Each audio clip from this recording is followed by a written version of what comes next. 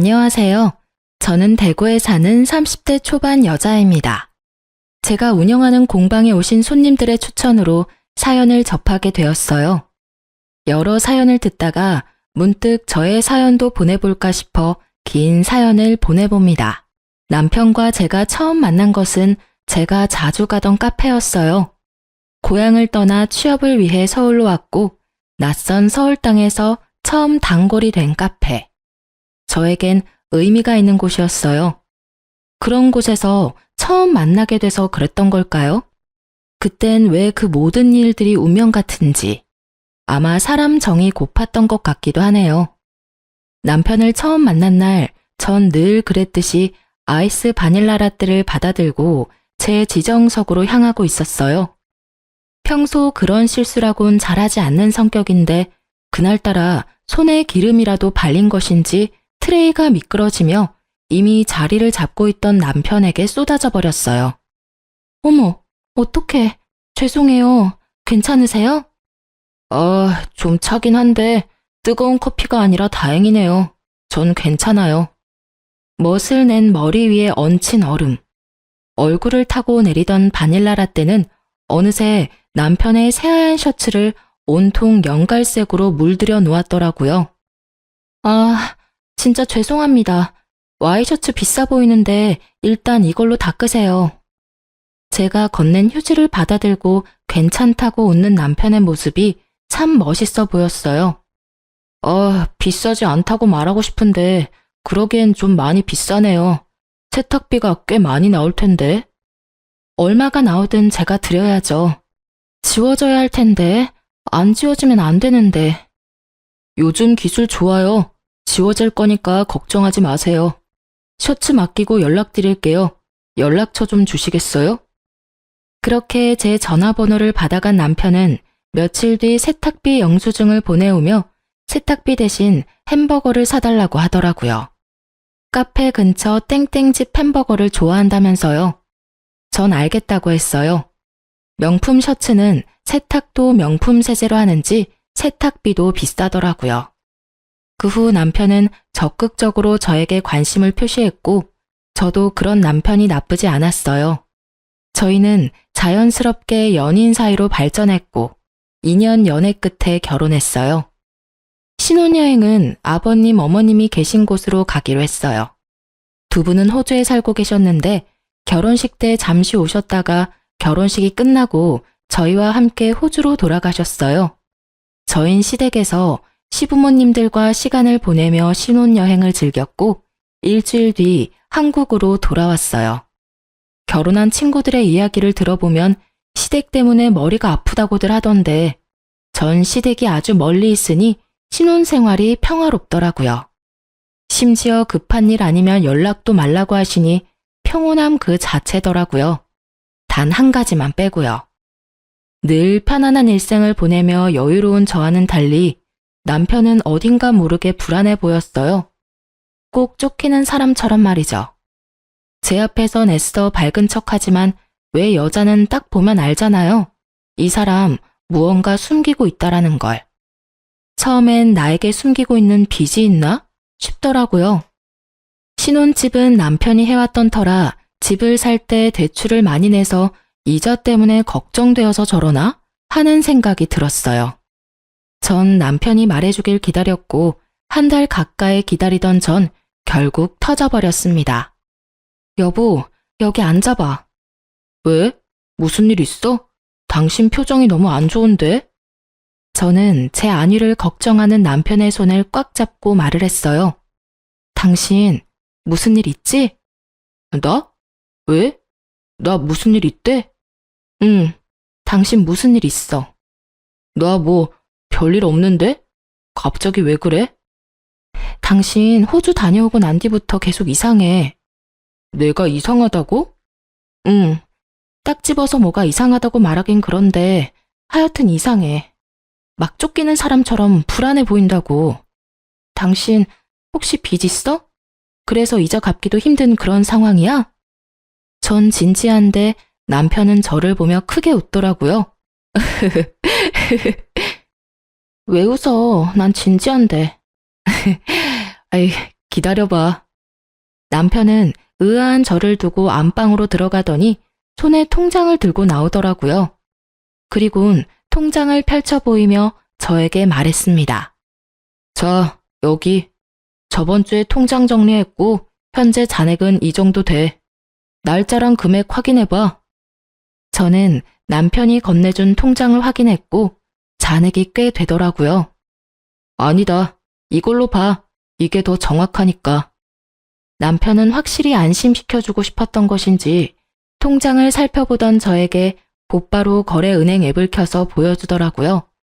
통장 금액과 조금 차이가 있었지만 미미한 수준이었어요. 당신 정말 귀엽다. 어떻게 그런 생각을 하지? 사람이 계속 불안해 보이니까 그렇지. 꼭 빚쟁이한테 쫓기는 사람처럼 말이야. 그런 일 없으니까 걱정하지 마. 그리고 참고로 이 집 대출 안 끼고 샀으니까 그런 걱정도 말고. 아, 당신 덕분에 간만에 크게 웃었네. 놀리지 마. 당신 진짜 무슨 일 있는 거 아니지? 아무 일도 없어요. 한사코 아니라고 하는 남편. 전 그런 남편을 믿어보기로 했어요. 결혼한 지 얼마나 됐다고 여자 문제는 절대 아닐 거라고 생각했으니까요. 그러던 어느 날 이것저것 장을 보느라 남편 퇴근 시간이 다 돼서야 집 근처에 도착한 저는 발걸음을 서둘러 집을 향하고 있었어요. 제가 사는 단지가 보이고 담배를 피우며 통화 중인 남편이 보이더라고요. 그래서 전 놀라게 해줄 생각으로 살금살금 남편의 뒤로 다가갔어요. 누구와 통화 중인 것인지 남편의 표정은 어두웠고 손으로 머리를 부여잡고 있었어요. 무슨 헛소리야. 그런 헛소리 할 거면 다신 연락하지 마. 벼랑간 소리를 지르며 전화를 끊어버리는 남편. 전 그런 남편에게 다가갔어요. 무슨 일 있어? 무슨 전화를 그렇게 끊어? 깜짝이야. 언제 왔어? 방금. 누구야? 누군데 그렇게 화를 내? 아니, 오래 거래했던 거래처 사람인데 말도 안 되는 요구를 하잖아. 거래처 사람인데 반말을 해? 그게 오래 거래해서 거의 친구같이 지내서 그래. 근데 무슨 장을 이렇게 많이 봤어? 안 무거웠어? 차 끌고 가지. 운동할 겸 그냥 갔다 왔지. 이렇게 많이 살 생각 없었는데 사다 보니 이렇게 됐어. 올라가자. 배고프다. 남편은 짐을 빼서 들고선 저를 재촉했어요. 하는 행동도 그렇고 말도 그렇고 이상하다 싶었지만 그냥 그럴 수도 있겠다 하고 넘어갔어요. 워낙 지금 다니는 회사에서 오래 일하기도 했고 형님 아우하며 친하게 지내는 거래처 사람이 실제로도 있었기 때문에 대수롭지 않게 생각했죠. 하지만 그날 이후 남편의 행동은 신경이 거슬릴 정도로 수상해졌어요. 저와 거실에서 TV를 보다가 전화를 받으러 안방까지 들어간다거나 아예 저 몰래 숨어서 통화를 한다거나 주로 수상한 점은 저에게 통화하는 것을 들키고 싶지 않아 한다는 점이었는데 통화를 들킬 때마다 회사 일 때문에 그렇다고 하니 자세하게 캐묻기도 그랬어요. 의심의 날들이 계속되던 어느 날 새벽에 눈이 뜨여 일어났는데 남편이 옆에 없더라고요. 저는 남편을 찾아 거실로 나갔고 남편은 거실에서 통화를 하다 황급히 전화를 끊더라고요. 이 새벽에 회사 일로 통화할 일은 없을 테니 당황하는 남편에게 따져 묻기 시작했죠. 누구야? 또 회사 사람이다 거래처 사람이라고 하면서 피해갈 생각하지 마. 회사가 부도난 것도 아니고 새벽 3시에 일 문제로 전화할 리 없다는 거 정도는 초등학생도 알아. 이번에도 솔직하게 말해주지 않으면 나 진짜 화날 것 같으니까 기회 줄 때 솔직하게 말해. 남편은 서 있는 저에게로 다가와 손을 맞잡더라고요. 제 손을 잡은 남편은 우물쭈물 망설이다 말을 꺼냈어요. 그게 사실은 당신이랑 만나기 전에 사귀었던 여자한테 계속 연락이 와서 그랬어. 뭐? 당신 나랑 결혼한 지 얼마나 됐다고 바람을 피워. 바람 아니야. 처음엔 모르는 번호로 연락이 왔길래 거래처인가 해서 받았어. 그런데 그 여자길래 다시는 연락하지 말라 하고 차단했고. 그러니까 번호 바꿔서 또 연락이 와서는 지금 당장 죽을 거라고 협박하잖아. 그래서 진짜 안 좋은 선택할까봐 전화 몇 번 받아주다가 이러다간 끝도 없겠다 싶어서 죽든지 살든지 알아서 하라고 말하고 또 차단했어. 그랬더니 그 끈질긴 여자가 또 다른 번호로 연락이 와서 우리 집 찾아온다고 난리를 치길래 확실히 말해주려고 방금 통화한 거야. 나보고 지금 그걸 믿으라는 말이야? 당신이 여지를 주니까 그 여자가 그러는 거 아니야. 당신은 가만히 있는데 미쳤다고 그 여자가 그렇게까지 해? 믿어줘, 여보. 정말이야. 입장 바꿔서 생각해봐. 당신 같으면 믿겠어? 그리고 우리가 거의 2년이나 연애하고 결혼했어. 그럼 그 여자랑 헤어진 지가 적어도 2년은 넘었단 얘긴데 왜 이제 와서 그런 연락을 해? 이상한 게 한두 가지가 아니잖아. 최근까지 만나왔던 거 아니야? 아니야. 그게 당신하고 만나고 있을 때도 간혹 한 번만 만나달라고 연락이 왔었어. 그땐 내가 딱 잘라서 말하니까 알겠다고 연락 안 오길래 그냥 대수롭지 않게 생각했어. 그런데 우리 결혼한 거 알고 그때부터 심해지더니 지금 이 상황까지 왔어. 당신한테 괜한 오해받기 싫어서 말하지 못했던 거고. 내가 미안해. 진작 털어놓고 같이 해결했어야 했는데. 나 도저히 안 되겠어. 그 여자 전화번호 나한테 보내. 내가 직접 통화해봐야겠다고. 다 지난 일이고 방금 통화해서 다신 연락하지 말라고 하고 끊었어. 그 여자 성격도 이상하고 좀 무서운 구석도 있어. 그래서 헤어졌던 거고. 괜히 당신한테까지 해코지할 수도 있단 말이야. 당신이 걱정돼서 그러는 거니까. 그래서 못 알려주겠다. 당신이 지금 하는 말 변명으로밖에 안 들려. 내 의심 풀어주고 싶으면 전화번호 당장 알려줘. 난 꼭 통화해야겠으니까. 진짜 위험한 여자야. 나랑 헤어질 무렵엔 자살 시도까지 했었다고. 자, 여기 봐봐, 문자.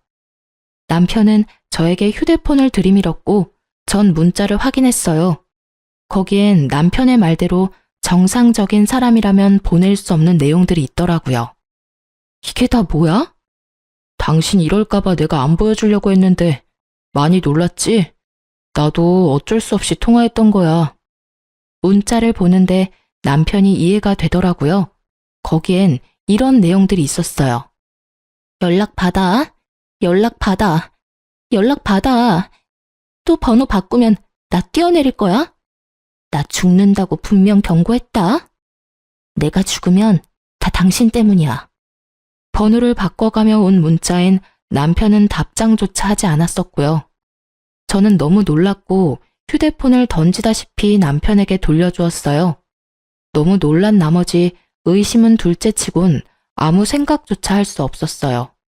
당장 번호 바꾸고 경찰에 신고해. 이러다 당신 큰일 나는 거 아니야?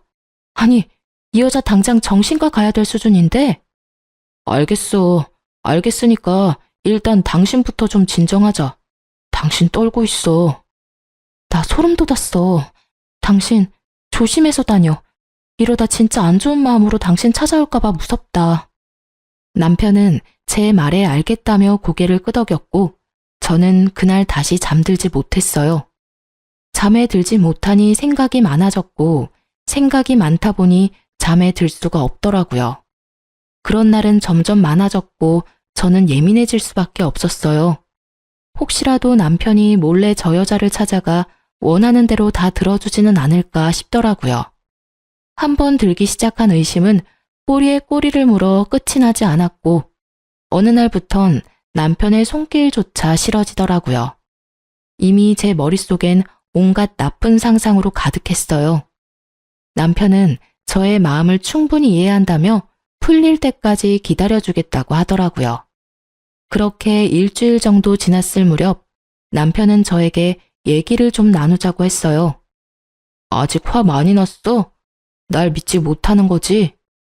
전 대답 대신 고개를 끄덕였고 남편은 긴 한숨을 쉬더라고요. 원하는 게 그 여자 연락처야? 아니, 이젠 직접 그 여자를 만나보고 싶어. 알겠어. 내일 점심시간에 회사 근처로 올 수 있겠어? 내가 자리 마련할게. 대신 둘이 만나는 건 안 돼. 나도 그 자리에 같이 있을 거야. 아무 말도 안 하고 가만히 당신 옆만 지킬 거니까 그건 당신이 양보해. 알겠어, 여보. 남편은 결국 백기를 들었고 저의 뜻대로 그 여자를 만나게 해주었습니다. 다음 날, 전 남편의 회사 앞으로 가 남편과 함께 약속 장소를 향했었어요. 저희도 조금 일찍 도착했는데 그 여자는 저희보다 더 일찍 와 있더라고요. 양쪽 손목엔 붕대가 감겨 있었어요. 온몸에 소름이 돋았죠. 저도 모르게 계속 보고 있었는지 그 여자가 손목을 감추며 말했어요. 이제 괜찮아요. 병원에서 치료받고 있어요. 손목도, 그리고 정신도요. 아, 네. 남편하고는 헤어진 사이라고 들었어요. 네. 그쪽이랑 만나기 전에 잠깐 만났다가 헤어졌어요. 사실 제 상식으론 이해가 되지 않아 보자고 했어요. 헤어진 지가 적어도 2년은 넘었을 텐데 왜 이제 와서 연락을 하는지. 문자도 그렇고요. 제가 좀 아팠어요. 정신적으로요. 병원에서 분노 조절 장애도 좀 있고 여러 가지로 문제가 많다고 하더라고요. 치료받으면서 괜찮다고 생각했는데 이 사람이 결혼하는 소식을 듣고 자제가 되지 않았어요. 그래서 제 의지와는 다르게 그런 짓까지 하게 됐어요. 죄송해요. 울먹이던 여자는 결국 눈물을 터뜨렸고 전 눈물이 그치길 기다렸습니다. 의지대로 되지 않았다며 우는데 마음이 좀 그렇더라고요. 그렇게 한참을 울던 여자는 이제 다시는 그런 일 없을 거라며 원한다면 각서도 써주겠다고 하더라고요. 각서는 됐고 치료 잘 받으세요. 네, 감사합니다. 그럼 약속만 믿고 먼저 가볼게요. 문자와는 상반되는 언행에 조금 이상하다 싶은 마음도 있었지만 별 대수롭지 않게 넘겼어요. 그렇게 전 여자친구 사건은 일단락되었고 약속도 받았으니 더는 그쪽으로 생각하지 않고 있었죠. 큰일을 겪고 나니 남편과의 사이는 더 돈독해졌어요. 남편은 퇴근할 때마다 꽃, 아이스크림, 케이크 등 제가 좋아하는 것들을 꼭 사들고 왔고 전 그런 남편을 보며 행복했죠. 다시 행복한 일상들이 이어졌고 어느 날 남편이 조심스럽게 물어오더라고요. 저기, 여보. 응? 왜 그래? 다름이 아니라 다음 주에 부모님한테 가지 않을래? 나 아직 연차가 많이 남아서 써야 하기도 하고 부모님도 뵙고 싶기도 하고 바람도 좀 쐬고 싶어서 당신만 괜찮다면 같이 갔으면 싶은데 어때? 그런 얘기를 뭐 그렇게 조심스럽게 해. 당연히 나도 좋지. 아무래도 시댁이니까 싫을까봐 그렇지. 여직원들 보니까 시댁 가자고 말하는 남편 입을 꿰매버리고 싶다고 하더라고. 난 아니야. 우리 시댁이 보통 시댁이야? 멀어도 엄청 먼 시댁인데. 거기다 시댁 가는 기분보단 여행 가는 기분이 더 커서 오히려 난 좋으니까 그런 건 눈치 보지 말고 말해. 그렇게 말해줘서 고마워. 그렇게 저희는 시댁 갈 준비를 시작했고 어느새 출국 이틀 전이 되었어요. 마지막으로 빠진 짐이 있나 보는데 언니에게 전화가 왔더라고요. 엄마가 맹장 수술을 하셨다고 오늘 내일은 자신이 있을 수 있는데 내일은 조카를 봐줄 사람이 없어 병실을 비워야 한다고요. 당시엔 아빠도 몸이 좋지 않으셔서 엄마를 간호할 사람이 없었어요. 그래서 전 엄마에게 가기로 하고 남편은 시댁에 가서 좀 쉬다 오기로 했어요. 모처럼 길게 쉬는데 오랜만에 부모님 얼굴이나 보고 오라고 했죠. 처음엔 싫다고 하던 남편도 제가 워낙 강경하게 말하니 알겠다고 했어요. 출국날 남편과 저는 집에서 헤어지고 각자 가야 할 곳으로 출발했죠. 나 진짜 발이 안 떨어져서 그러는데 그냥 장모님한테 같이 가면 안 돼? 몇 번째야. 진짜 안 돼요. 우리 엄마는 나만 볼 거니까 당신은 당신 엄마 아빠 보러 가. 정말 안 돼? 정말로 안 돼. 그러니까 얼른 가. 이러다 비행기 뜨겠어. 휴, 그럼 다음 주에 보자, 여보. 조심해서 다녀와. 나도 조심해서 다녀올게. 남편은 아쉬운 얼굴을 하며 공항으로 떠났고 남편을 보내고 집을 나섰어요. 현관문을 열었는데 집 앞에 웬 여자가 서 있더라고요. 너무 놀란 저는 뒷걸음질 치며 소리를 질렀고 그 여자는 저를 밀치며 집 안까지 들어와 버렸어요. 누구세요? 누구신데 이러세요? 저의 물음에도 그 여자는 아무 대답도 하지 않고 저를 노려보더니 갑자기 저의 머리채를 잡았어요. 미쳤나 봐. 갑자기 왜 이래요? 나 알아요? 이거 좀 놔요. 너 같으면 놓겠냐? 남의 남자 뺏어놓고 할 말은 있는가 보지? 갑자기 잡힌 머리카락보다 더 황당한 말이 들리더라고요. 남의 남자라뇨. 뭔가 오해가 있으신가 본데 저 생각하는 그 사람 아니에요. 일단 이거부터 놓으라고요. 이거 놓으라고. 아니긴 뭐가 아니야? 여기 이병길 집 맞잖아. 내가 먼저였어. 내가 먼저였다고. 네가 내 남자 뺏어갔잖아. 여자는 잡았던 저의 머리카락을 놓고 소리를 지르더니 바닥에 주저앉아 어린아이처럼 울기 시작했습니다. 저는 경찰에 신고하려다가 남편의 이름이 나오길래 그 여자의 말을 더 들어보기로 했어요. 이 나쁜 놈, 나한테 어떻게 그럴 수가 있어? 서럽게 울며 한탄을 하는 여자의 말을 듣고 있는데 도저히 상황이 정리되지 않았어요. 일전에 만난 여자와 지금 내 앞에서 울고 있는 여자. 남편은 도대체 여자가 몇 명이었던 걸까 하는 생각이 머릿속을 지배했죠. 그때까지는 단순히 사귀었다 헤어진 여자인가? 양다리였나? 이런 생각을 했던 것 같아요. 그런데 우는 여자의 입에선 생각지도 못한 단어가 나오더라고요. 이 나쁜 년아, 남의 남편이랑 바람 피운 것도 모자라 이혼까지 시키니까 행복해? 행복해 죽겠어. 너 벌 받을 거야. 너 내가 가만 안 둘 거야. 상간녀 소송이든 뭐든 내가 다 할 거라고. 상간녀라니. 그 여자는 저를 상간녀라고 부르며 온갖 욕을 하기 시작했어요. 전 더욱 이해가 되지 않았어요. 저와 남편은 결혼을 했는데 상간녀라고 하니깐요. 그렇다고 단순히 미친 여자라고 생각하기엔 남편의 이름을 알고 있으니 더욱 머리가 복잡해졌어요. 상간녀라뇨? 저기요, 흥분을 가라앉히고 얘기해봐요. 발뺌 마시겠다. 네가 발뺌한다고 바람 피운 게 안 핑계대는 줄 알아? 여자는 소리를 지르며 또다시 제 머리채를 잡으려고 했고 전 여자의 손을 잡아채며 말했어요. 발뺌이 아니라 제가 진짜 하나도 못 알아들어서 그래요. 그 이름이 제 남편 이름은 맞는데 상간녀라뇨. 저 남편이랑 2년 연애하고 결혼했어요. 결혼을 했는데 제가 어떻게 상간녀가 될 수 있어요? 동명이인 아닐까요? 저 사람이 맞나요? 전 거실에 걸린 결혼 사진을 가르치며 여자에게 물었어요. 저의 물음에 사진과 저를 번갈아 보던 여자는 잠시 말이 없더니 갑자기 미친 사람처럼 웃기 시작하더라고요. 점점 그 여자 무서워지기 시작했어요. 저도 모르게 뒷걸음질을 치고 있었고 그런 제 모습을 본 여자가 아주 충격적인 이야기를 들려주더라고요. 당신 남편이랑 나 3년 연애하고 결혼해서 5년 동안 같이 살다가 5달 전쯤에 이혼했어요. 네? 아니, 사진에 있는 저 남자가 확실해요? 맞아요?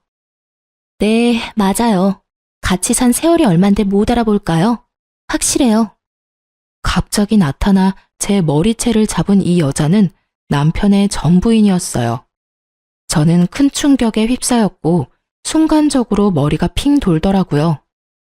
전 쓰러지지 않으려 온몸에 힘을 주고 전 부인의 말에 집중했어요. 나랑 결혼 생활 중에 당신이랑 바람이 났었고 전 그것도 몰랐어요. 내가 바보 같았는지 그 사람이 워낙 철저하게 잘 숨긴 건지 그건 잘 모르겠네요. 하여튼 어느 날 남편이 이제 절 사랑하지 않는다며 이혼을 요구했고 전 자존심이 너무 상해 그냥 이혼해줬어요. 그런데 저랑 이혼한 지 3달도 안 돼서 결혼한다는 이야기가 들려오는 거예요. 그냥 급하게 결혼하네 라고 생각할 수도 있었을 텐데 여자 쪽 무섭다고 느낌이 싸해서 알아봤더니 저랑 결혼 생활 중에 바람을 폈더라고요. 그러니 전 당연히 그쪽도 아는 줄 알았어요. 전 부인의 말을 다 듣고 나니 그제야 상황 정리가 되더군요. 그래요. 남편은 유부남이었던 것이었습니다. 자연스럽게 저는 상간녀였고요. 남편은 지난 2년 동안 저를 속였고 계산해보니 이혼도 하기 전에 저에게 프로포즈 했더라고요. 아무것도 몰랐던 전 결혼을 하겠다고 했고요. 정말 생각지도 못했죠. 곱씹고 곱씹어 보아도 의심스러웠던 순간이 단 한순간도 없었어요. 하긴 그랬으니 저도 저지만 전 부인도 속일 수 있었던 거겠죠. 거기에다 혼자 사는 집도 자주 놀러 갔던 터라 그런 쪽으론 의심해 볼 생각도 못했어요. 정신을 차리고 보니 전 부인 손목에 상처가 보이더라고요. 그러면서 잠시 잊고 있었던 전 여자친구가 떠올랐어요. 그 상처, 그러면 협박 문자 보낸 것도 그쪽이에요? 네, 술만 먹으면 너무 억울해서 저도 모르게. 그럼 저번에 제가 만난 여자는 누구일까요? 네? 전 그간 있었던 일들을 말해줬어요. 전 여자친구라고 했던 여자를 만난 얘기까지 들려주니 전 부인은 고개를 내저으며 한숨을 쉬더라고요. 아, 그쪽도 그 새끼한테 속은 게 한두 가지가 아니네요. 아마 사람 고용해서 저 대신 내보낸 것 같아요. 저는 어이가 없어 웃음이 나더라고요. 전 부인 역시 그런지 허탈하게 웃고 있었고요. 그렇게 헛웃음을 뱉던 저희는 눈이 마주쳤고 뜻을 함께하기로 했어요. 전 지금이라도 복수해야겠어요. 그쪽은요? 저도 해야죠. 이혼은 물론이고 가만두지 않을 거예요. 절대 이대로 당할 수만은 없어요. 우린 복수를 계획했어요. 저도 저지만 저 여자 너무 불쌍하더라고요. 남편이 첫사랑이었다고 했어요. 이혼을 요구하기 전까지 너무 행복했다고. 어느 날 갑자기 남편이 이혼을 요구했고 하늘이 무너진다는 것이 무엇인지 알게 되었다고 하더라고요. 그때까지 남편을 너무 사랑해서 붙잡고 싶었지만 자신을 싫어 죽겠다는 얼굴로 대하는 남편의 태도에 자존심도 상하고 붙잡을 용기도 없어서 그냥 순순히 이혼해 주었다고 했어요. 전 부인이 돌아가고 그 미친놈은 도대체 무슨 생각으로 그런 짓을 했을까 하고 몇 날 며칠을 생각해 봤지만 제 상식으론 도저히 알 수가 없었어요. 시간은 흘러 남편은 아무것도 모른 채 밝은 얼굴로 집으로 돌아왔어요. 마주하고 있는 그 순간이 너무 끔찍해 집 밖으로 도망치고 싶었지만 그럴 때마다 복수만을 생각했어요. 아직은 이 집에서 해야 할 일이 있었거든요. 남편은 밝게 웃으며 저를 안으려고 했고 전 그런 남편을 피하며 말했어요. 나 상간녀 소송 당한 거 알아? 상간녀라는 말에 남편은 적잖게 당황을 하더라고요. 뭐? 상간녀 소송? 내가 상간녀였더라고. 어떻게 그렇게 감쪽같이 속일 수가 있어? 그것도 2년씩이나. 무슨 소리야? 어디서 무슨 말을 듣고 와서 이래? 모든 걸 다 알고 있는 제 앞에서 끝까지 발뺌하는 남편을 보는데 어이가 없기도 했지만 한편으론 참 대단하다는 생각도 들더라고요. 어쩜 사람이 저렇게 뻔뻔한가 싶어서요. 당신하고 결혼해서 5년이나 살았다고 하던데. 그거 결혼이 아니라 잠시 동거했었어. 아, 동거? 그럼 이건 뭔데? 전 이런 상황을 대비해 받아두었던 남편과 전 부인의 결혼 사진을 남편의 얼굴에 던져버렸어요.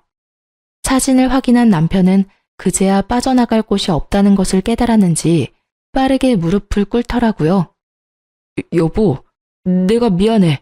내가 진짜 당신 너무 사랑해서 그랬어. 사랑? 그게 사랑이야? 나 진짜 당신 무서워지려고 그래. 카페에서 첫눈에 반했고 그 뒤로 멈춰지지 않았어. 이러지 말아야지, 이러면 안 된다고 하루에 몇 번씩 생각했는데 도저히 안 되더라고. 사실대로 다 이야기하면 당신이 날 떠날 것 같아서 말을 할 수가 없었어. 진짜 내가 잘못했어. 나 한 번만 용서해주면 안 될까? 그래도 말은 했어야지. 이게 뭐야? 결국 다 들통날 거. 이런 걸 숨길 수 있다고 생각했다니 당신도 참 어떤 면에선 대단하다. 당신을 너무 사랑해서 당신 없으면 안 될 것 같아서 그랬어. 다 알겠고, 궁금한 게 있는데, 그럼 그때 당신 회사 앞에서 만났던 그 여자는 누구야? 아, 그 여자는 연기자. 돈 받고 그런 일 해주는 사람이 있더라고. 그래서 고용해서 당신 만나게 한 거야. 전 부인의 말이 맞더라고요. 남편은 저를 안심시키기 위해 별의별 짓을 다 했더라고요. 아, 내가 알던 당신이 맞는 건지 이제 그것마저 의심되려고 해. 날 사랑한다는 말은 진심이야? 진심이야. 그 말만큼은 진짜 진심이야. 나 당신 정말 사랑해. 남편은 저에게 사랑한다며 눈물까지 흘리더라고요. 저를 사랑한다는 남편의 말에 광기가 느껴져 너무 무섭게 다가오더라고요. 남편 몰래 소름이 돋아버린 팔을 쓰다듬으며 남편을 살살 구슬렸죠. 힘 빼지 않고 위자료를 받아내는 것이 복수의 일부였으니까요. 일단 전 부인한테 위자료는 주자. 더는 시끄럽게 만들고 싶지 않아. 돈은 좀 깨지겠지만 어쩌겠어? 당신이 이렇게 만든 걸. 당신이 위자료 좀 마련해서 줘. 그 정도는 할 수 있지? 전 준비했던 말을 꺼냈어요. 일단 땡전 한 푼 받지 않고 이혼한 전 부인에게 위자료를 받게 해주는 것이 계획 중 하나였습니다. 저의 말에 남편은 1초의 망설임도 없이 대답했어요. 알겠어. 그러면 나랑 계속 살아주는 거야? 나 안 버릴 거야? 생각 같아선 이혼하고 싶은데 아직은 아닌 것 같아서 일단 넘어갈게. 여보, 고마워. 내가 진짜 잘할게. 진짜야. 그런데 같은 침대에선 못 잘 것 같아. 아직 그 정도로 마음이 풀린 건 아니야.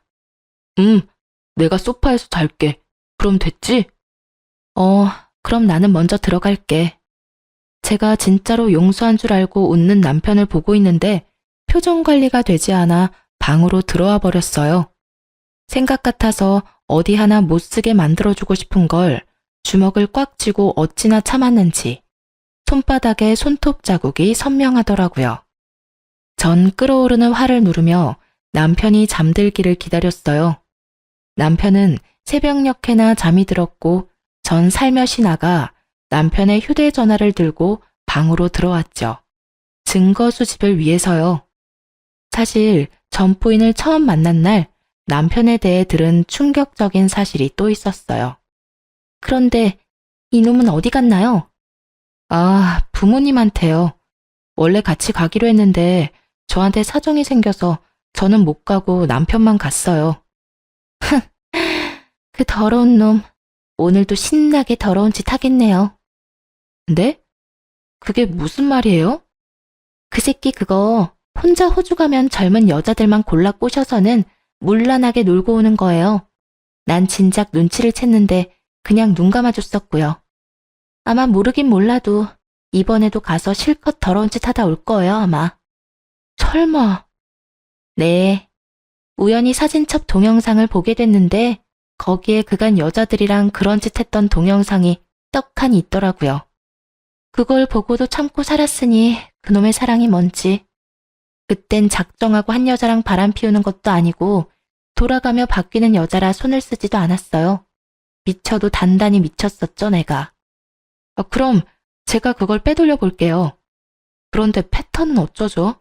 전 모르는데. 제가 알아요. 그 새끼 아마 바꾸지 않았을 거예요. 쭉 그 패턴에 그 비밀번호 썼었어요. 그러면서 전 부인은 패턴과 비밀번호를 알려줬어요. 전 긴장된 마음으로 패턴을 그렸고 정말 전 부인의 말처럼 패턴이 풀렸습니다. 절대 바꿔 쓸 리 없다고 호언장담하더니 정말 그 말이 맞더라고요. 그리고 동영상 역시 있었습니다. 제대로 보지도 못했지만 확실한 건 몰래 촬영했다는 점이었어요. 대충 훑어본 영상 중 저는 없다는 사실에 다행스러워 안심되었다가 금세 눈물이 흘렀어요. 도대체 내가 무슨 잘못을 했기에 이런 일을 겪고 있어야 하는지, 왜 이런 말도 안 되는 일에 안심하고 있어야 하는지, 그런 생각이 들며 그때서야 숨죽여 펑펑 울었어요. 얼마나 울었는지 다음날 눈도 떠지지 않더라고요. 그런 저를 보며 남편은 미안하긴 했는지 일 처리를 서둘렀어요. 참 고마운 일이었죠. 남편이 서두르면 서두를수록 저의 이혼이 가까워지고 있었어요. 드디어 결전의 날이 다가왔어요. 위자료가 모두 입금되었다는 전 부인의 연락을 받은 저는 지체 없이 남편에게 이혼을 통보했어요. 우리 이혼해. 그게 무슨 말이야? 나 다 용서해 준다며. 생각해 본다고 했잖아. 그리고 아직 다 용서 안 했다는 말도 했고 말이야. 용서해 보려고 했는데 도저히 안 되겠어. 그냥 우리 이혼하자. 이러지 마, 제발. 나 아직 당신 많이 사랑해. 내가 당신한테 씻을 수 없는 상처 준 거 다 알아. 받아들이기 힘든 과거라는 것도. 내가 한 거짓말이 너무 크다는 것도 다 알아. 그래도 한 번만 나한테 기회를 주면 안 될까? 나 진짜 당신 사랑해. 정말 애절하게도 매달리더라고요. 그래서 전 노트북을 가지고 와 남편의 동영상 하나를 틀었어요. 화면에 자기 모습이 보이자 남편은 노트북을 바닥에 던져버렸어요. 이것도 너 아니라고 해보지? 이건... 너 가지가지 했더라? 유부남인 걸 속이고 결혼하자고 했던 것도 모자라서 호주 갈 때마다 역겨운 짓거리는 혼자 다 했던데 당신 내 뒷조사했어? 굳이 뒷조사할 필요도 없던데 네가 친절하게 증거를 다 남겨뒀더라고. 저는 아침에 미리 챙겨뒀던 남편의 휴대전화를 손에 쥐고 흔들었고 남편은 그런 저를 보더니 눈빛이 순식간에 바뀌더라고요. 아 진짜 2년이 오냐오냐 했더니 선을 넘네. 갑자기 바뀌어버린 남편의 모습에 전 당황스러우면서 살짝 겁이 나더라고요. 굳이 이렇게까지 해야 했어? 도대체 어떻게 한 거야? 넌 지금 이 상황에 그런 게 중요해? 다 됐고 이혼해. 난 이제 너랑 1분 1초도 같이 살기 싫으니까. 이혼? 누구 맘대로. 잘 들어. 넌 나랑 이혼 못해. 왜냐? 내가 아직 너랑 이혼할 생각이 없으니까. 진짜 미쳤구나.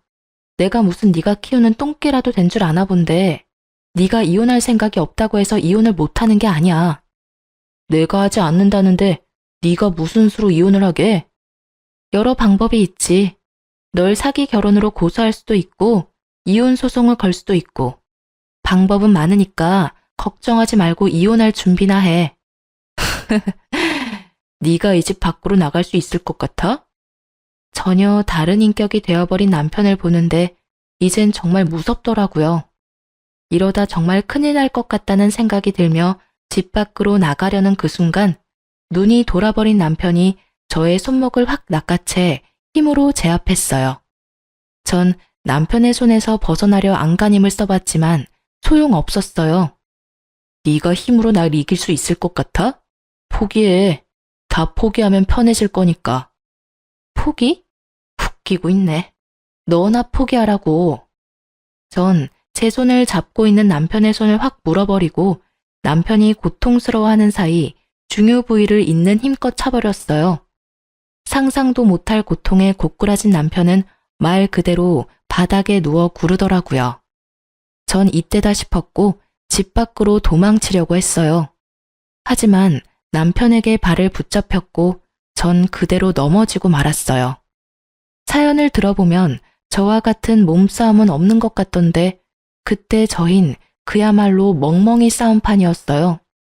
하여튼 전 발버둥을 쳐 남편의 손에서 벗어났고 빠르게 몸을 세웠어요. 그 사이 남편도 일어섰어요. 인연이 진짜? 남편은 손을 치켜들었고 전 눈을 질끈 감은 그때였어요. 현관에서 비밀번호 누르는 소리가 들리더니 경찰이 들어오더군요. 사실 혹시 모르는 상황에 대비해 전 부인과 통화 중인 채로 남편에게 이혼을 요구했고 모든 상황을 듣고 있던 전 부인이 상황이 심각해지자 바로 경찰분들을 데리고 들이닥쳤던 것이었어요. 남편은 꼼짝없이 경찰분들에게 연행되어 갔고 저와 그 새끼의 인연은 끝이 났습니다. 전 복수의 피날레로 전 남편의 부모님에게 이때껏 있었던 일들을 말씀드렸습니다. 모든 일을 알게 된 부모님은 급하게 한국으로 돌아오셨고 아들에게 가기 전 저를 찾아오셨더라고요. 충격에서 헤어나오지 못해 수척해진 저를 보시곤 어머님은 말 한마디 못하시고 우셨고 아버님은 제 손을 잡아주시며 말씀하셨어요. 아가, 고생이 얼마나 많았니? 내가 자식을 잘못 키워 네가 이런 몹쓸 경험을 하게 됐구나. 아니에요, 아버님. 많이 놀라셨죠? 너만 하겠느냐? 혹시 원하는 게 있으면 말해보거라. 보상이라고 하면 그렇겠지만 그간 고생한 보상이라 생각하고 원하는 게 있다면 그게 무엇이든 내가 다 들어줄 테니. 그럼 한 가지만 부탁드려도 될까요? 그럼. 그 나쁜 사람 절대 도와주지 않으셨으면 해요. 저만 아니라 여러 여자에게 너무 나빴어요, 그 사람. 오냐, 절대 도와주지 않으마. 증거는 네가 가지고 있는 거지? 네. 그럼 나 좀 따라오거라. 저는 불법 촬영 증거가 담긴 USB를 챙겨서 아버님을 따라 나섰어요. 아버님께서 이끈 곳은 다름 아닌 경찰서였습니다.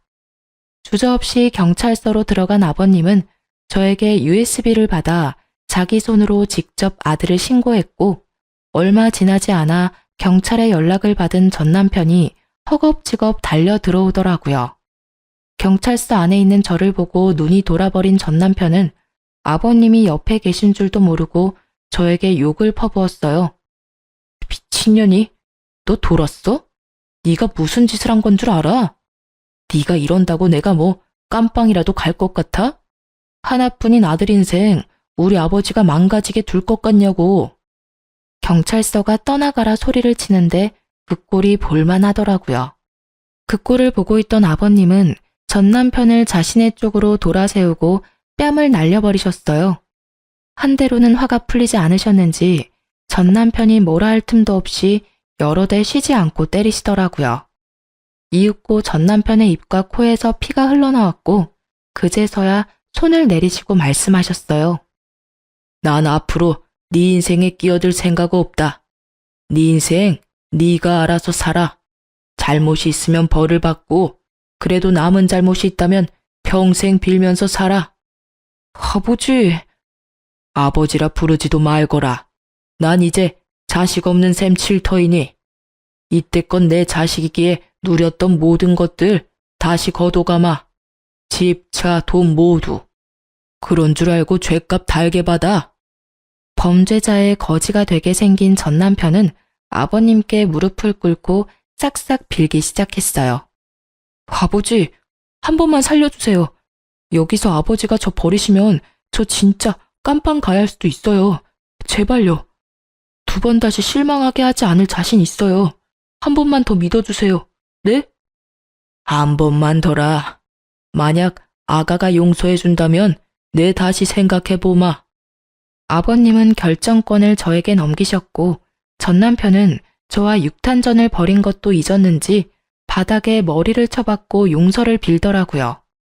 여보, 내가 진짜 잘못했어. 우리 정말 좋았잖아. 이런 일 있기 전까지 내가 당신한테 얼마나 잘했는지 당신도 기억하지? 그러니까 그간의 정을 생각해서라도 나 한 번만 용서해줘. 응? 용서? 네 입에서 그런 말이 나오기엔 이미 늦어도 한참 늦었다고 생각하지 않아?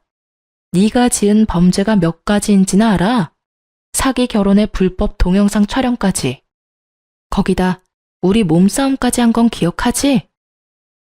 그게 그땐 내가 너무 화가 나서 잠시 미쳤었나 봐. 내가 이렇게 빌 테니까 제발 아버지한테 나 용서한다고 한 번만 말해주라. 응? 난 절대 너 같은 쓰레기 용서할 생각 없으니까 죗값 달게 받아. 알겠어? 아, 혹시나 하는 말인데 이 경찰서 나서는 대로 번호도 바꿔버릴 거니까 연락할 생각도 말고 날 찾을 생각도 하지 마. 당신 머리카락 한 올이라도 내 눈에 띄는 순간 내가 너 진짜 매장시켜줄 테니까. 알겠어? 저는 그대로 아버님과 함께 경찰서를 나와버렸습니다. 아버님은 저의 손을 잡으시며 말씀하시더라고요. 아가야, 다시 한번 미안하구나. 변명으로 들릴 수도 있겠지만 우리도 정말 네가 속았다는 걸 몰랐었단다. 당연히 네가 저놈이 한번 다녀온 놈이란 걸 알고 결혼한다고 생각했어. 이제 와서 생각하면 의심스러운 구석이 한두 가지 아니었는데 그땐 부모된 입장으로 한 번의 실패로 상심이 크면 어쩌지 걱정했던 아들 녀석이 빨리 훌훌 털고 일어나는 모습에 그저 다 묻고 좋게만 생각했던 것 같구나. 네가 속고 있는 줄도 모르고. 아니에요, 아버님. 아버님이 절 속이신 것도 아니고 아버님도 속으신 거잖아요. 그래도 내 마음은 그렇지 않구나. 통장 확인해 보면 네 시어머니가 돈 조금 넣어뒀을 거다. 돈이요? 그래, 돈이 다가 아니지만 위자료라고 생각하고 받아두렴. 새 출발하는데 요긴하게 쓰길 바란다. 아니에요. 저 사람한테 위자료 받으면 돼요, 아버님. 그건 그거고 우리가 주는 건 또 다르단다, 아가. 부디 늙은이들 마음 편히 돌아갈 수 있게 받아다오. 이렇게라도 해야 우리가 조금이라도 마음이 편할 것 같아서 그래. 네, 아버님, 감사해요. 그렇게 저는 무사히 이혼할 수 있었어요. 아니, 혼인 취소를 할 수 있었어요. 힘든 과정이었지만 전부인도 나서주었고 시부모님들도 나서주셔서 저의 혼인은 취소가 되었습니다. 워낙 증거도 많이 있었던 터라 다른 분들보다 수월하게 끝낼 수 있었어요. 전 남편은 저와 전부인에게 준 위자료와 시부모님께서 주셨던 재산을 몰수해가는 바람에 알거지가 되었어요. 동영상 촬영 사건의 조사도 받고 있다 하고요. 그 뒤론 어떻게 되었는지 저도 잘 모르겠네요. 그와의 인연을 완전히 끊고 싶었기에 굳이 알려고 하지도 않았어요. 그리고 저는 이혼 후 고향인 대구에 내려왔어요. 워낙 겪은 일이 보통 일은 아니라서 한동안 트라우마 같은 것이 남더라고요. 지금은 병원에 다니며 치료를 받았더니 사람을 만나면 의심부터 하게 되는 것은 많이 호전되었어요. 앞으로도 꾸준한 치료가 필요하겠지만 전 잘 해낼 자신이 있답니다. 부모님도 열심히 노력하는 저를 믿고 지지해 주시고요. 요즘은 아버님과 남편에게 받은 돈으로 대구에서 작은 공방을 차렸어요. 처녀 때부터 손재주가 좋았던 터라 이것저것 만들어 보고 있어요. 한 가지에 집중하다 보니 잡생각도 안 나고 또 제 손으로 만든 물건들을 보면 뿌듯하기도 하고요. 최근엔 제 물건을 사주시는 분들도 생겨나고 있어요. 수익은 많지 않지만 꾸준히 해보려고 합니다. 사람도 많이 만나며 대화도 많이 나누니 치료에도 도움이 되는 듯 해서요. 전 요즘 이렇게 지내요. 전 남편과 살 때 비하면 넉넉하진 않은 삶이지만 그때보다 훨씬 행복해요. 그때 전부인이 찾아오지 않았다면 전 아마 더 끔찍한 결말을 맞게 됐겠죠? 사연을 쓰다 보니 다시 생각해도 전부인에게 감사하네요. 기억을 더듬어 쓰다 보니 길어졌네요. 길었던 제 사연 들어주셔서 감사합니다.